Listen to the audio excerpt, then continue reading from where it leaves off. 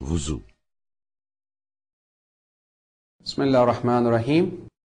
وضو نماز کے لیے اور بہت سارے دوسرے کاموں کے لیے شرط ہے، جیسے کہ انسان وضو کرنے کے لیے نظر کرے تو وضو اس پہ لازمی ہو جاتا ہے، یا قرآن مجید کی آیات کو ہاتھ لگانا ہو تو اس کے لیے لازمی ہے کہ انسان باوضو ہو۔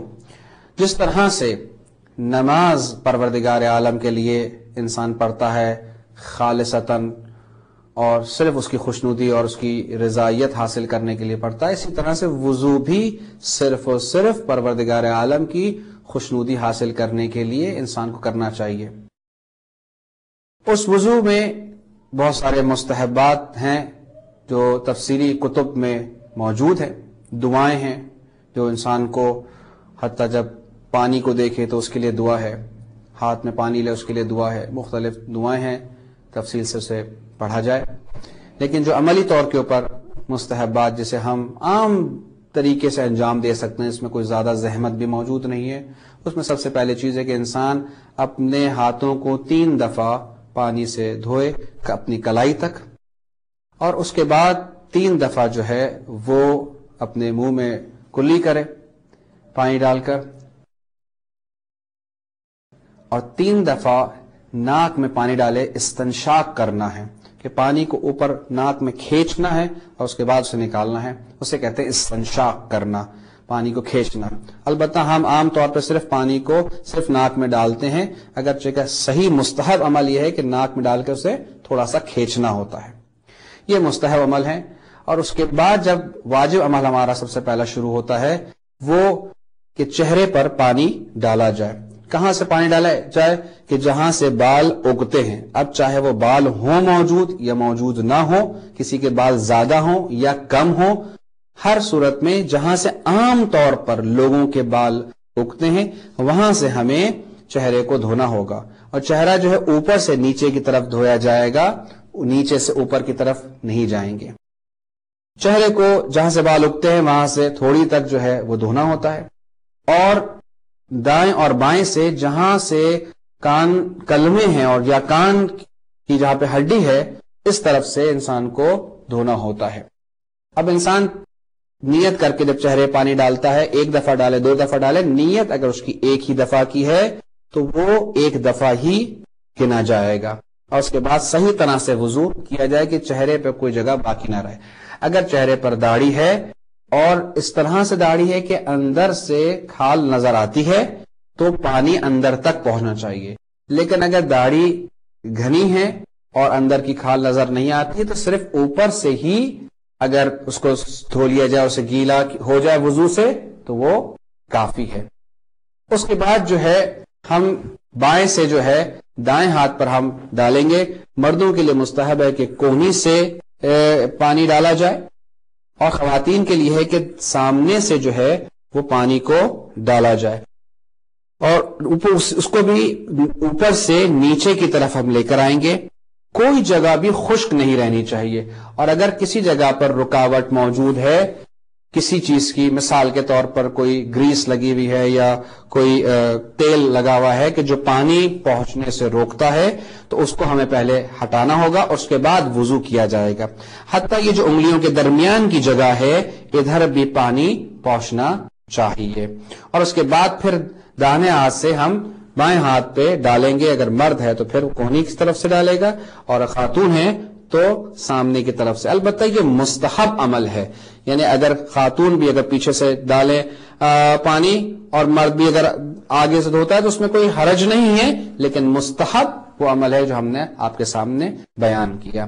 اس کے بعد جب سر کا مسح کرتا ہے تو بال کے اوپر مسح نہیں کیا جاتا، بلکہ جو سر کی کھال ہوتی ہے اس پہ مسح کیا جاتا ہے، اور وہاں تک پانی پہنچنا لازمی ہے، اور کم سے کم مقدار جو سر کے اوپر لگنی چاہیے وہ 1 انگلی کا جو ایک حصہ ہے یہ حصہ ضرور لگنا چاہیے، اتنا حصہ اس کے مطابق ہونا چاہیے۔ بعض اوقات ہم یہ دیکھتے ہیں کہ جب مسح کیا جاتا ہے تو ہم اس حصے کو صرف لگاتے ہیں، یہ حصہ لگانا کافی نہیں ہے، یعنی اگر ہم اس طرح سے کھڑا ہو کر اس طرح سے کیا جا رہا ہے اور یہ حصہ صرف لگ رہا ہے تو یہ کافی نہیں ہے، بلکہ اتنا حصہ جو انگلی کا ایک حصہ ہے ایک پور سے کہا جاتا ہے وہ حصہ جو ہے لگنا چاہیے. کتنا اسے کھینچنا ہے ہمیں, یعنی اوپر سے نیچے تک کھینچے نہیں, اس کو کھینچنا بھی مختصر سر سے کھینچا جائے تو کافی ہے, یعنی اتنا کہا جائے کہ اس کو سر پر رکھ کر کھینچا گیا ہے, یہ چیز کافی ہے. اس کے بعد ہم جب پیر کے مسے کے اوپر آتے ہیں تو پیر کے مسے میں ایک چیز دیکھی جاتی ہے کہ پیر کے مسے میں لوگ جو پیر کی انگلیاں ہوتی ہیں اس کو نہیں دیکھتے ہیں, اس کی طرف توجہ نہیں ہوتی ہے, بلکہ ناخن کے اوپر سے کھینچنا شروع کرتے ہیں. یہ ناخن کے اوپر سے کھینچنا کافی نہیں ہے, بلکہ جو ناخن کے آگے کا حصہ ہے, اگلا حصہ ہے, اس پہ بھی ہمیں ہاتھ لگانا ہوگا. یعنی ہمیں نیچے سے لے کر پھر اوپر, اور جہاں سے پیر کی ہڈی ابھری ہوئی ہے وہاں تک ہمیں وضو کھینچ کر لانا چاہیے. ضروری نہیں ہے کہ ہم پوری ہتھیلی کو رکھیں, ممکن ہے کہ ہم ایک انگلی سے بھی, یہاں سے ہم نے انگلی لی اور یہاں سے کھینچ کر یہاں تک بھی اگر ہم لاتے ہیں تو یہ مسا کافی ہے. اسی طرح سے دائیں پیر کا دائیں ہاتھ سے اور بائیں پیر کا بائیں ہاتھ سے ہمیں مسا کرنا چاہیے. یہ وضو کا ایک آسان اور سہل طریقہ ہے. وضو ایک لازمی جز ہے اور شرط ہے نماز پڑھنے کی, اور اسی طرح سے اگر انسان نظر کرے یا قرآن کی آیات کو ہاتھ لگانا ہو, یہ شرائط تفصیلات جو بیان کی گئی ہیں, وضو کرنا ہوتا ہے. بس اوقات یہ دیکھا گیا ہے کہ وضو کرتے ہوئے ہم پانی کا بہت زیادہ اسراف کرتے ہیں, جبکہ ایک قلیل پانی میں, ایک گلاس پانی میں پورا وضو کیا جا سکتا ہے. لیکن ہماری عادت ہے کہ نل جو ہے وہ پورے دھار کے ساتھ کھلا ہوا ہو, پانی بہتا رہے اور ہم آرام سے وضو کر لیں, سر کا مسا, پیر کا مسا کیا جائے اور اس کے بعد نل کو بند کیا جائے. پانی کا یہ اسراف ہے اور ہم مختصر پانی میں کر سکتے ہیں. بس اوقات لوگ کہتے ہیں ہمارے پاس پانی نہیں ہے اور ہم کیسے وضو کریں. نہیں, ایک گلاس اگر پانی کا موجود ہے تو اس کو آرام سے اس میں وضو کیا جا سکتا ہے, چاہے مرد ہو چاہے خاتون ہو, بچہ ہو یا بچی ہو, تمام اس کو بڑے آسانی سے کر سکتے ہیں. اور ہم اس کو انشاءاللہ آپ کے سامنے عملی کر کے دکھائیں گے کہ ہمارے پاس یہ بہانہ نہ رہے کہ پانی ہمارے پاس جو ہے وہ موجود نہیں ہے, ہم نہیں کر سکتے, یا جب تک ہم پانی زیادہ نہ بہائیں, استعمال نہ کریں, ہم وضو نہیں کر سکتے. نہیں, ایک مختصر پانی میں یقین کے ساتھ ہم وضو کر سکیں گے انشاءاللہ. بسم اللہ الرحمن الرحیم. یہ ایک گلاس پانی ہے اور ہم مومنین کو یہ بتلائیں گے کہ یہ ایک گلاس پانی میں بھی وضو بہت آرام سے کیا جا سکتا ہے اور پانی اسراف کرنے کی قطعاً ضرورت نہیں ہے, چاہے ہم نل سے کریں اور چاہے کسی اور چیز سے پانی رکھیں, لیکن اس کو کم سے کم کیا جا سکتا ہے. اور واجب وضو میں تو بہت ہی مختصر پانی کی ضرورت ہوتی ہے. پانی کم ہو یا زیادہ ہو فرق نہیں پڑتا ہے, لیکن اسراف نہیں کرنا چاہیے. دوسری بات, اگر پانی کم بھی ہے, کوئی ایسی قلت ہے کہ پانی بہت مختصر ہے, تو ہم یہ نہ کہیں کہ ہم تیمم کر لیں. نہیں, اگر پانی موجود ہے تو اس میں وضو کیا جائے. مثلا ایک گلاس بھی اگر پانی موجود ہے جو ہمارے لیے اضافی ہے, اور اسے وضو کیا جا سکتا ہے.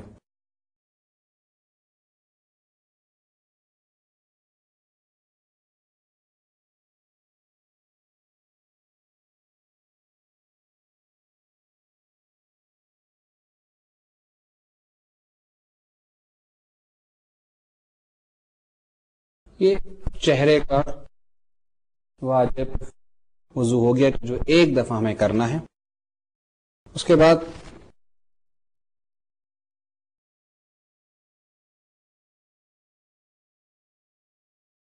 کہ ہمارا ہاتھ کیونکہ گیلا ہے, اور اس گیلے پانی کو ضروری نہیں کہ پورا پانی پورے ہاتھ پر بہتا رہے, بلکہ اس کو ہم نیچے تک لے کر آئیں اور یہ ہمیں پورا ہر جگہ پر یہ پانی پہنچ جائے گا, ہر حصے میں, کہ انسان کو کوئی شک نہیں رہے گا کہ یہ ایک میں ہو گیا. اب آپ یہ دیکھیے,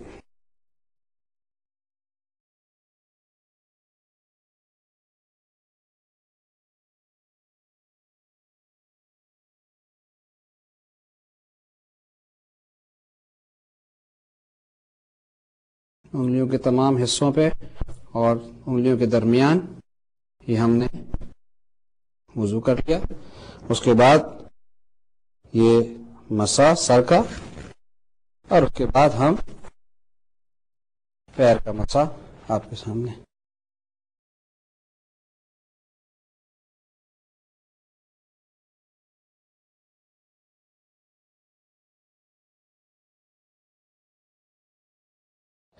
اور اب آپ یہ دیکھیے کہ اس گلاس میں یہ کتنا پانی تھا اور کتنے کم پانی میں وضو کر لیا گیا ہے. یعنی اگر اس گلاس میں 250 ml پانی آتا ہے، ملی لیٹر پانی آتا ہے، تو میں سمجھتا ہوں کہ شاید ہم نے 50 ml سے بھی کم پانی میں وضو کر لیا ہے. تو مختصر کم سے کم پانی میں بھی وضو کیا جا سکتا ہے.